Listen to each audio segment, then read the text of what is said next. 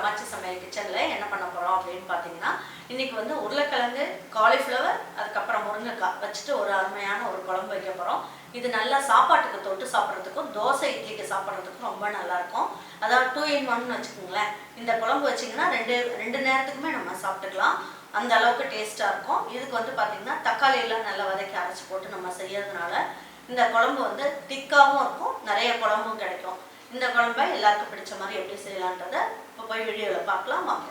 நம்ம ஈரோடு அம்மாச்சி மசாலா வகைகள் எல்லாமே ஃபர்ஸ்ட் குவாலிட்டி இன்க்ரீடியன்ட்ஸ் தான் பயன்படுத்துகிறோம்.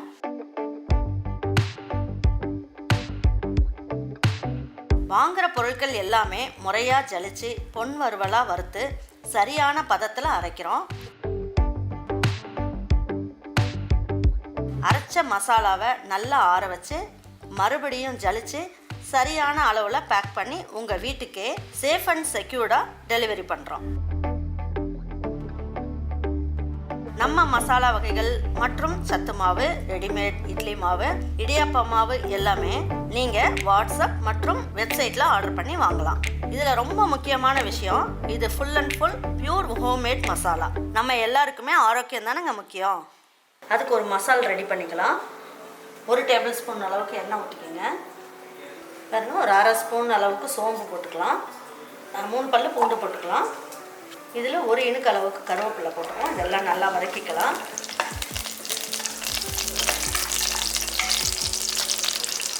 இதுலேயே என்ன பண்ணுவோம், 1 கைப்பிடி அளவுக்கு பெரிய வெங்காயம் போட்டுக்கலாம்.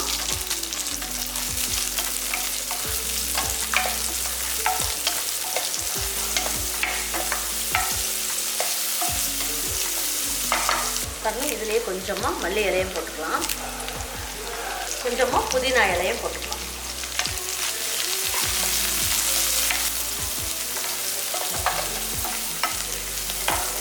பாருங்க, இதில் ஒரே ஒரு தக்காளி கட் பண்ணி எடுத்து வச்சுருக்கேன், இதையும் போட்டுக்கலாம். 1/4 மூடி அளவுக்கு தேங்காய் துருவல் எடுத்து வச்சுருக்கேன், இதையும் போட்டுக்கலாம்.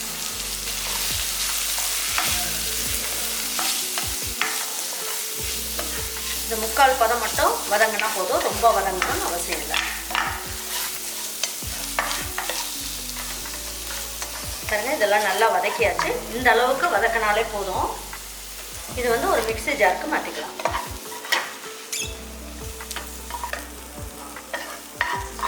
இந்த தக்காளி வெங்காயம் எல்லாமே போட்டு வதக்கி நம்ம இந்த குழம்பு செய்யறதுனால நல்ல திக்காகவும் வரும், குழம்பும் நல்ல டேஸ்ட்டாக இருக்கும். இப்போ வந்து இதை நல்லா ஆறட்டும். ஆறுனதுக்கப்புறம் இதை அரைச்சிக்கலாம். பாருங்க, 2 டேபிள் ஸ்பூன் அளவுக்கு எண்ணெய் ஊற்றிக்கலாம்.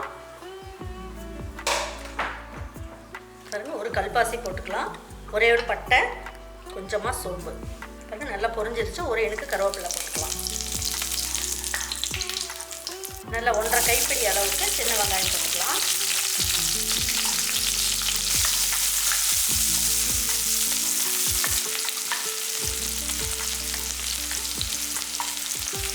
இந்த குருமாவுக்கு தேவையான அளவுக்கு உப்பு போட்டுக்கலாம். 1 சிட்டிகை அளவுக்கு மஞ்சள் தூள்.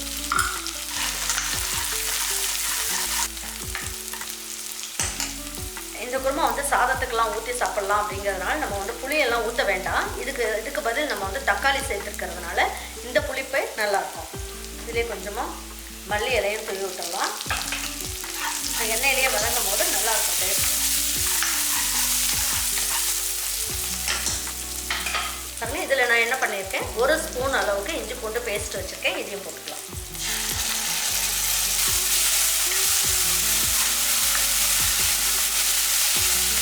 லேசாக மட்டும் வதக்கினா போதும், ரொம்ப வதக்கணும்னு அவசியம் இல்லை.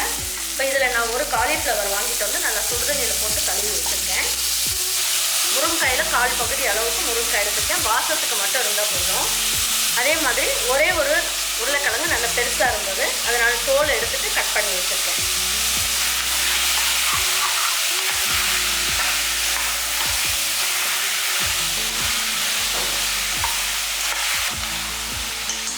டேபிள் ஸ்பூனில் 1 ஸ்பூன் அளவுக்கு குழம்பு மிளகாய் தூள் போட்டுக்கலாம். குழம்பு மிளகாய் தூள் இல்லை அப்படின்றவங்க ரெட் சில்லி பவுடர் 3/4 ஸ்பூனும் 1.5 ஸ்பூன் அளவுக்கு மல்லித்தூளும் சேர்த்துக்கணும்.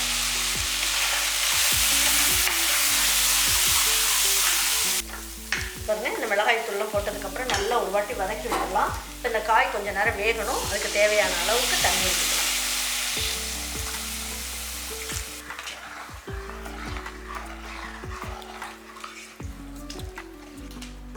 தண்ணியெல்லாம் ஊற்றியாச்சு. இப்போ வந்து தட்டை வச்சு மூடி வச்சிடலாம். இது வந்து பார்த்திங்கன்னா ஒரு வேகிறதுக்கு ஒரு 3 நிமிஷம் ஆகும். ஹை ஃப்ளேம்லேயே வைப்போம். பாருங்கள், இப்போ வெந்துருச்சான்னு பார்க்கலாம். உருளைக்கிழங்கு, காலிஃப்ளவர் எல்லாமே ஒரு 3/4 பதம் அளவுக்கு நல்லா வெந்துருச்சு. அரைச்சி வச்ச மசாலா இதில் ஊற்றிடலாம்.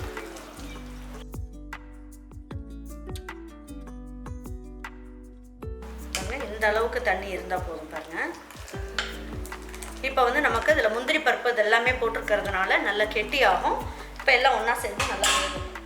லேசாக இந்த மாதிரி ஓப்பன் பண்ணி வைக்கலாம். அப்போ வந்து என்ன ஆகும், பொங்கி வராது. பாருங்கள், இப்போ எடுத்து பார்க்கலாம்.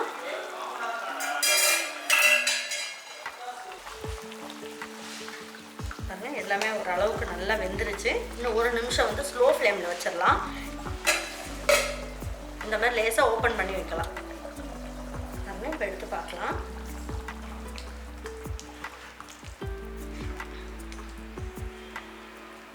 பாருங்க, ஃப்ரெஷ்ஷாக இருக்க கொத்தமல்லி கருவேப்பிலையை கொஞ்சமாக தூவி விட்டுட்டு எடுத்து வச்சு பரிமாறிக்கலாம்.